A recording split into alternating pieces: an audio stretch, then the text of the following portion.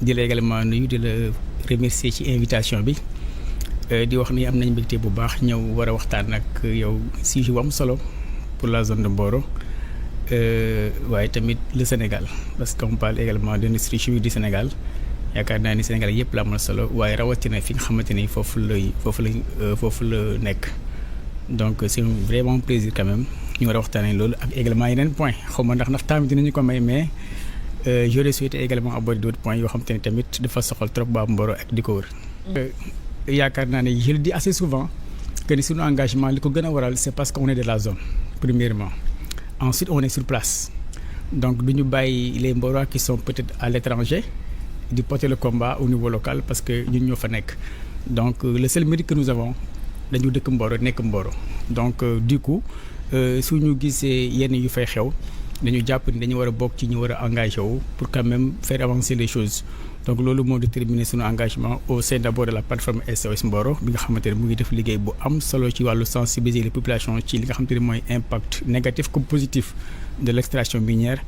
waaye tamit ci yeneen kuréel yoo xamante ne également nekk naa si di ci def également liggéey bu am solo di yaakaar ne également c'est un plaidoyer que nous portons depuis très longtemps mais il faut également le dire depuis quelque temps aussi ñu ngi xalaat di tamit démarches yi ak autorités yi xaw na soppeeku par rapport ak li ñu doon faral di gis depuis des années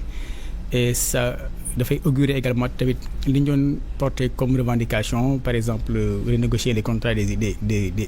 ICS. Vous avez suivi que le nouveau régime auquel également je fais partie waxoon nañ ci biir campagne bi sax que dañu war a dem ci renégocier non seulement le contrat des ICS mais tous les contrats du secteur extractif en particulier les contrats miniers donc loolu également yaakaar na ne buñ ci eggee dina tax peut-être ñu am ce qu'on n'avait vraiment pas du tout encore remarqué muy une cohabitation buy profiter les communautés hautes. L'autre jour dafa amoon benn mission parlementaire de la commission énergie et ressources naturelles yu ñëwoon Mboro dans le cadre des activités également du forum civil la question qui nous avait été posée c'était ça lan mooy seen cohabitation ak entreprise bi ICS par exemple et ce que nous avons fait remarquer mooy moi personnellement ce que j'ai dit mooy cohabitation bi en fait mën naa ko résumer comme ça des miettes disons-le comme ça pour l'État et absolument peut-être rien disons-le comme ça également pour les communautés hautes donc loolu la ñu jàpp ni moom moo war a am donc si l'État également engage ay discussions pour mën a renégocier le contrat il faudrait pas que ñu yemale ko rek ci capital bi nga xam te moom la ci État am 15% yi dañ ko war a yokk c'est vrai que le débat pratiquement foofu lañ ko focaliser mais yaakaar naa également l'autre aspect qu'il faudrait également tenir compte mooy comment faire que comment lu ñuy def ba activité bi gën a également am la njëriñ zone bi nga xam te lañ koy exploiter et loolu yaakaar naa ne au-delà également du capital de l'État qui devrait augmenter yenn mécanismes yi mettre en place notamment sur le contenu local pour que les fournisseurs locaux mais vraiment qui sont dans la zone d'impact du projet puissent quand même tirer le maximum de profit. waaw mais je précise que ni nekkuma fi nag pour défendre le régime yaa gis c'est vrai que ni am naa boobu casquette mais man casquette bi ma gën a sopp mooy activisme bi nga xam te moom la ma waa Mboro xamee wala la zone moom la ñu ma xamee défendre mooy régime bi parce que li ma wax également c'est un fait par exemple vous avez parlé des fuites de gaz récurrents doo toog peut-être 2-3 mois doo dégg un cas de fuite bu doy waar bu fa am mais di gën a impact également des populations qui sont dans la communauté Ba Ndiaye et Darou Khoudoss et Méouane également Mboro également bokk ci ñi nga xam te ñu ñoo seq la concession minière dañ ci doon wax marche manif on a tout fait bind et pour la première fois par exemple avec le nouveau régime quand on a fait un communiqué quand on a fait une lettre ci li ñu gisee ñu suñu communiqué le ministre des Mines par exemple nous a approché pour nous accorder une audience avec son conseil technique loolu xew fi woon et ci yooyu instant également tamit on a remarqué tamit 2 ministres au moins se sont déplacés dans la zone mais ci espace boo xam te ne matul 2 mois 1 mois plus tôt parce que y a eu des cas de fuite loolu tamit on peut pas le nier duñ ko teg ñële parce que on n'a jamais vécu ça aussi tamit nag depuis tout le temps qu'on était sur le terrain pour de porter yooyu revendications on n'a jamais vu un ministre se déplacer uniquement parce qu'il y a une fuite de gaz on l'a vu on l'a revu donc il faut qu'on le dise beneen aspect également mooy tamit les députés qui sont du département particulièrement ñi nga xam ñoo nekkee muy l'honorable député Ousmane Ciss mais également Grace Faye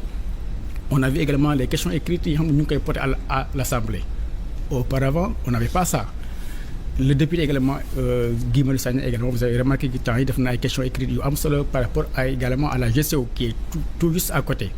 donc loolu c'est des faits maintenant la pollution on le dira jamais assez mu ngi sonal askan bi féetee ci tund boobu noonu mais en particulier waa GAD je vais vraiment faire un plaidoyer pour ñoom vous savez c'est un village wala boobu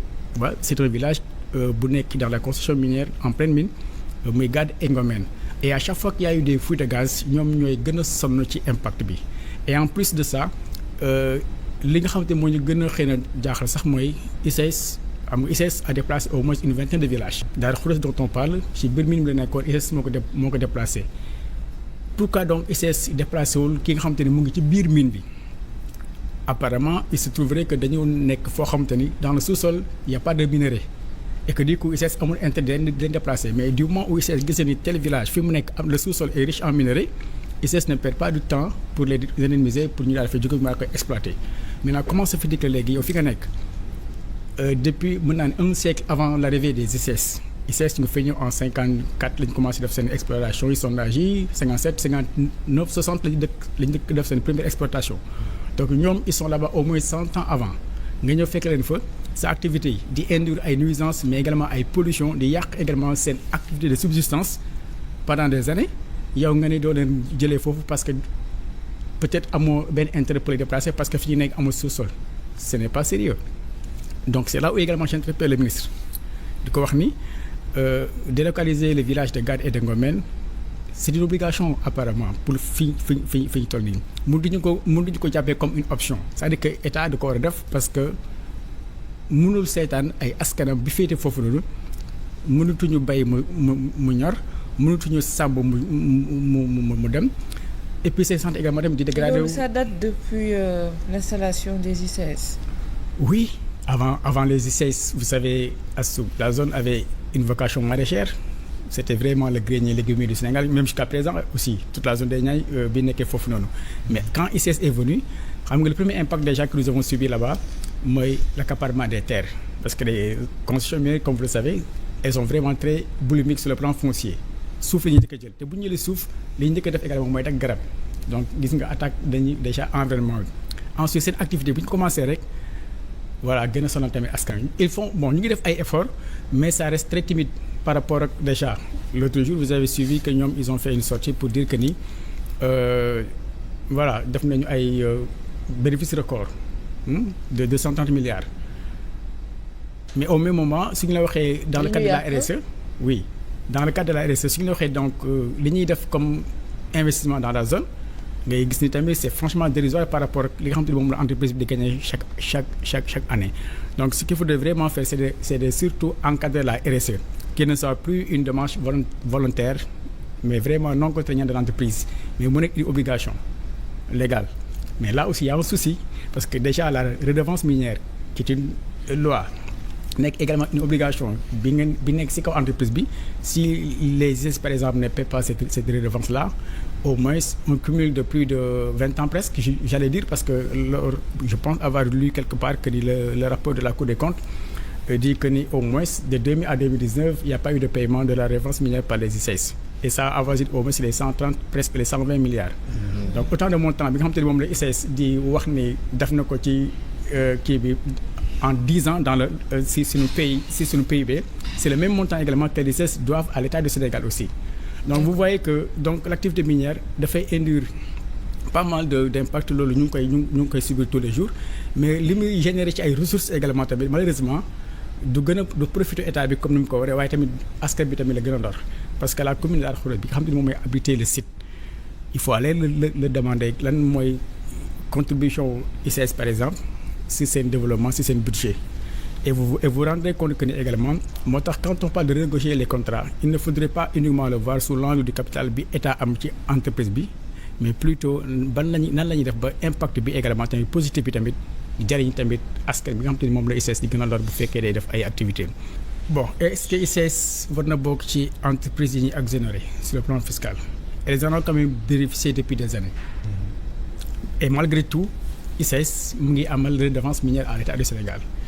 ICS par exemple en 2018 je pense qu'ils ont fait un record de production de presque 2 millions de tonnes. Et dernièrement, j'ai vu également tamit ñu ngi wax ni la capacité de l'entreprise c'est 200 000 tonnes, mais là elle arrive à faire au moins 1,8 million tonnes. Oui. Donc gis nga capacité bi mu am ak li muy produire, mais c'est vraiment 3 fois 4 fois 5 fois même. Et au même moment ñi nga xamante ne ñoom ñoo waral peut-être loolu muy les travailleurs des ICS en particulier, mais également les journaliers, ça aussi on pourrait également en parler. Donc ñoom gis yu seen bopp, mais pourtant l'entreprise fait des bénéfices chaque année. Je vous parle du record bi ñuy def ba di ko wax muy 230 milliards. Comment pouvez-vous faire un bénéfice de 230 milliards en 2022 et ne pas payer également une redevance qui ne fait que voilà 120 milliards. Parce que 20 ans quand même c'est une dette colossale. Donc maintenant ce qu'il faudrait également, man un jour je me suis mis à vouloir calculer bénéfice ICS de 1960 à 2024 par exemple. Le Sénégal dafa nga calculer yooyu bénéfice ICS di def chaque année muy publier ses rapports. ñuy gis bénéfice yi muy def. Et au même moment, dans les communes qui l'entourent, il y a un dénuement infrastructurel, mais qu'on ne peut pas même comprendre. Vous avez un arrondissement qui fait presque 200 000 habitants, voire plus. L'arrondissement de Meouane, composé des communes de Meouane, de Taïba, Darou Khoudoss et de Mboro. Ñu ne la ci boobu dëkk, il n'y a pas d'hôpital. Il n'y a pas de brigade de sapeurs-pompiers, il n'y a pas. Et pour autant, entreprise bi nga xamante ne déjà bu leen bàyyoon sax ñoom si seen ni ñu amoon muy seen ressource voilà ci wàllu mbay mi. suñ ko doon exploiter sax. communes yooyu sax dañu mën a am sax benn viabilité économique pour mën a sax asseoir ce développement. mais ñoom léegi. am ko sax ci source de revenu, c'est-à-dire économique sax. Absolument. C'est-à-dire que complètement. yaa gis à un moment les gens n'avaient même pas besoin d'aller aux ICS pour travailler. Il a fallu que sax ngay fekk leen seen tool yi pour di leen wax nañu dem liggéey ils étaient pas intéressés parce que dañuy am ci tool yi dañ leen doy sëkk. Mais quand ICS est venu la donne a un peu changé. Parce que da ngay gis ni léegi tool yi jël nañ ko suuf si daanaka jël nañ ko ndox mi xaw na gën a xóot léegi à un moment ñun ay jamono ba ñu nekk xale à 2-3 mètres da ngay am accès ndox tey jii nii il te faut plus de 10 mètres wala voire plus même. Pour avoir accès à l'eau. Donc la nappe phréatique est devenue de plus en plus profonde, donc desséchée, à cause du surpompage des essais. Ça, il faut le dire également. Et au même moment, il s'est également dit que ñoom dañuy joxe de l'eau gratuitement, c'est vrai. Ça aussi, je tenais quand même à le dire. Je pense que ça fait partie des choses peut-être qu'on pourrait vraiment magnifier quand même. Mais au même moment également, il faudrait dire que li muy def ci ndox mi peut-être lay fayaat askan wi. Parce que su fekkee moo tax askan bi amatuñu accès ci ndox mi. ci ni ñu ko doon amee ay jamono mu joxe ndox gratuitement loolu c'est une bonne chose mais dafa mel ni également daf leen sax xaw a war sur le plan moral. beneen aspect bi nga xamante ni tamit bëgg naa ñu waxtaan si vraiment c'est par rapport au contenu local. s'il y a également un autre aspect sur lequel ICS ñu ngi def lu ñu war a mën a reconnaître rafetlu ko mooy ci wàllu. Fournisseurs locaux yi même si le montant il faudrait également qu'on revienne un peu là-dessus. ICS dañu ni ñun souvent ce qu'on dit mooy il est plus intéressant de travailler avec l'entreprise que de travailler au sein de l'entreprise liggéey ak entreprise bi moo gën ngay liggéeyal entreprise bi ndax soo koy liggéeyal salaire nga fa am te daanaka jariñu la dara mais soo liggéey ak moom di nga gagner ay marché mu permettre nga am dara et là aussi le problème mooy lan. ICS montant yi muy joxe ces marchés dafa dérisoire ba tax nag entreprise sous-traitante yi li ñuy fay seen ay travailleurs tekkiwul dara l'autre jour également le nouveau DG en a parlé il a parlé de 5055 emplois directs comme indirects mais il faudrait également ñu xam lan mooy les emplois directs yi nga xam te ne moom la ICS am waaye tamit le reste nga jàpp ne c'est au moins plus de 3000 emplois yoo xam te ni ICS de leen dugal dans la précarité. C'est des gens qui signent des contrats d'un an avec des prestations. Je suis persuadé qu'avec ce nouveau régime dina wuuteeg li ñu doon gis parce que déjà ñu li ñu commencé constater franchement on xaaratuñu woon espérer ay. bëri na secret trop. bëri na secret trop ce dossier de l'ICS. bëri na secret trop. Mais déjà je donne juste un exemple tey jii nii on n'aurait jamais pensé que par exemple l'ancien DG dina fi jógee. Et pourtant c'est le cas. muy le DG Alassane Diallo qui n'est plus là depuis quelques mois. wala quelques semaines.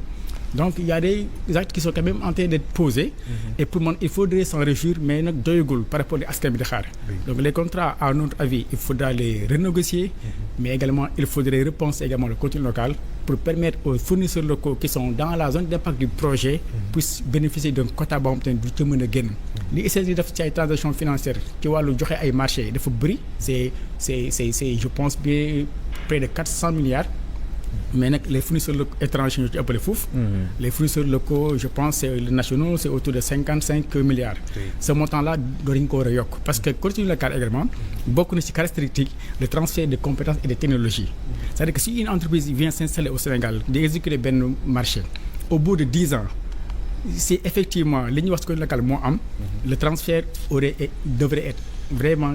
effectif maanaam compétences yi mais également tamit la technologie su ko defee. L'enjeu bi mooy lan si par exemple en 2024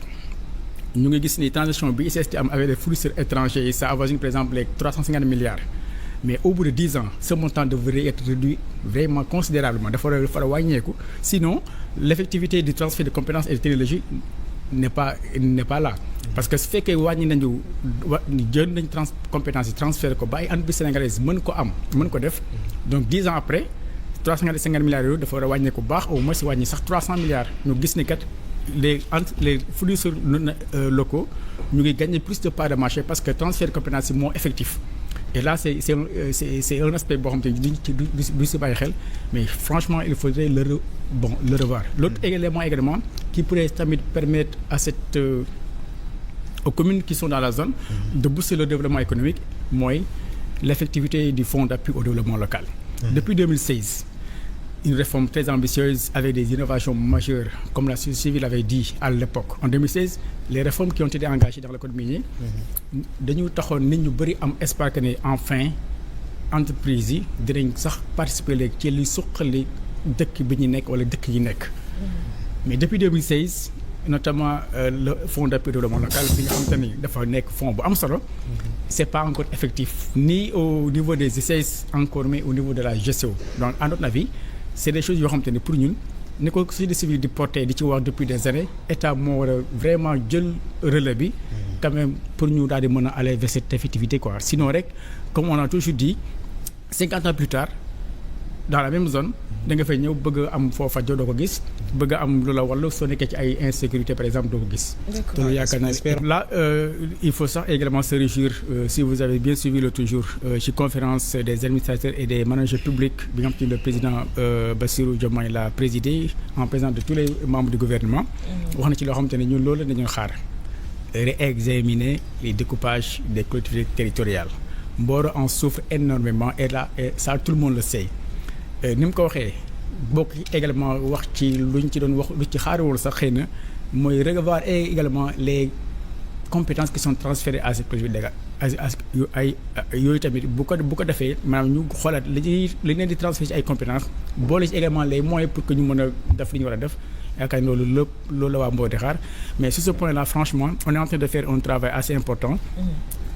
Qui va être remis certainement au président Inch'Allah. Et on espère bien que dina ko mettre dans la corbeille pour que bu ñuy réparer toutes ces incohérences yi nga xam te ne mu am un peu partout au Sénégal ñu xam ne le cas de Mboro est le cas le plus préoccupant parce que yaakaar naa ni vous ne pouvez pas voir par exemple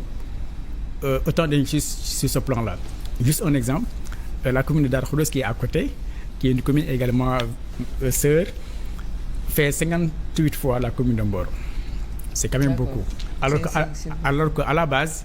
la communauté rurale de Mboro englobait les villages de Darou Khoudoss. Pour moi et pour beaucoup de personnes, même ceux qui sont également dans la zone, ils pensent que il faudrait également corriger cette incohérence-là. Sinon, ça ne permet pas à la commune de Mboro de porter ses perspectives de développement économique.